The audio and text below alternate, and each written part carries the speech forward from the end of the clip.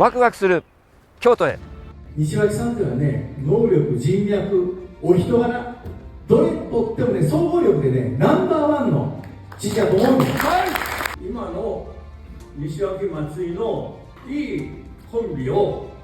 絶対に崩さないようにね。京都府の知事、ここに立派な方をしっかり据えておかないと。長年の行政経験に裏されたですね、の信頼感や安定感、こんな安心できる行政の体制ができる京都府西脇知事一択だと。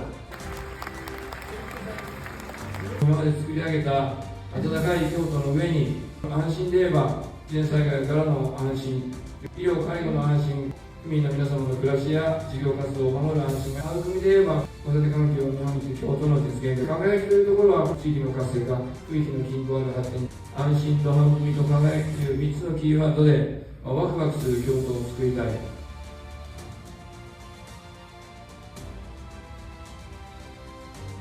どうか皆様よろしくお願いします。ありがとうございました。